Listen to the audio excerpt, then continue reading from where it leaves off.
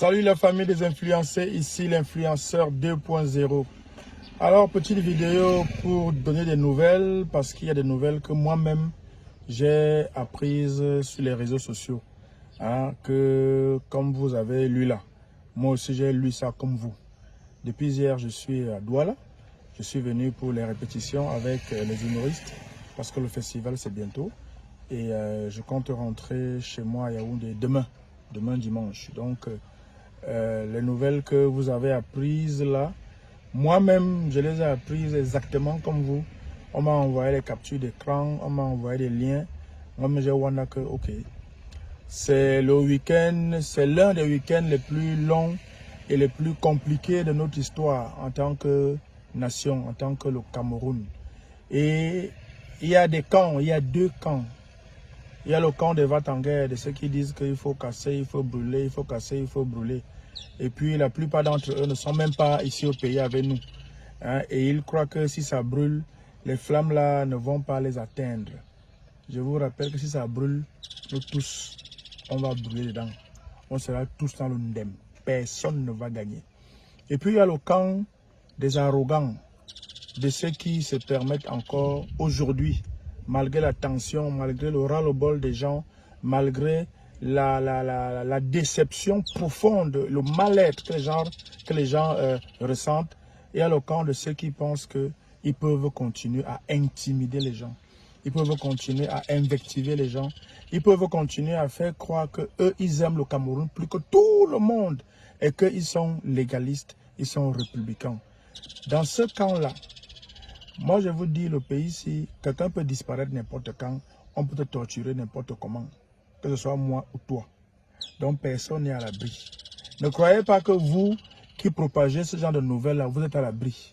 Encore que parmi vous, il y en a qui ont déjà goûté ça. Donc, à un moment, réfléchissez.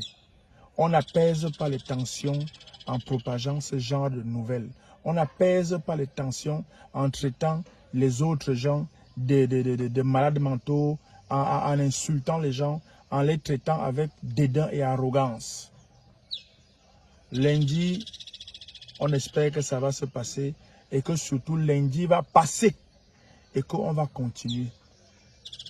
Le ras-le-bol est toujours présent et j'espère que ceux qui aujourd'hui sont dans tous les villages en train de dire aux gens la paix, la paix, la paix, la paix, la paix, qu'ils se rappellent qu'on ne leur fait plus confiance.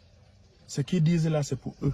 La seule chose qu'on attend d'eux, c'est qu'ils se mettent au travail. Que là, aujourd'hui, là même là, qu'ils commencent à travailler. S'il y avait 10 routes à bitumer, commencez à bitumer 8 routes.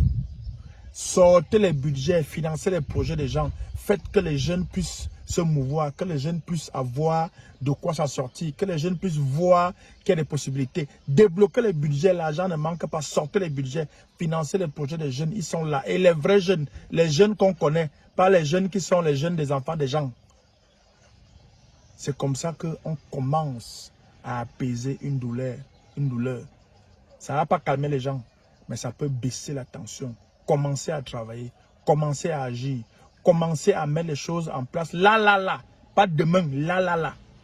Et mettez-les en place pour de vrai. Parce qu'aujourd'hui, le ras-le-bol qui existe, la colère qui existe, ce n'est pas une haine du Cameroun. Ce n'est pas l'envie de détruire le Cameroun. C'est le ras-le-bol.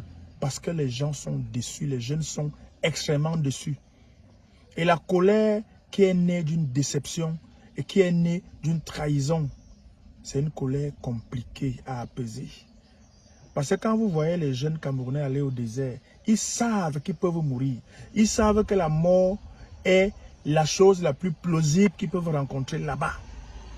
Quand vous voyez les jeunes Camerounais, comme on voit dans les réseaux sociaux là, il y a les hommes en armes en face d'eux, mais ils sont debout et ils crient. C'est un cri de détresse. Il faut prendre ça comme un cri de détresse. Et il faut se mettre au travail. Là. Arrêtez le reste là. Que Dieu bénisse le Cameroun et que Dieu nous vienne en aide.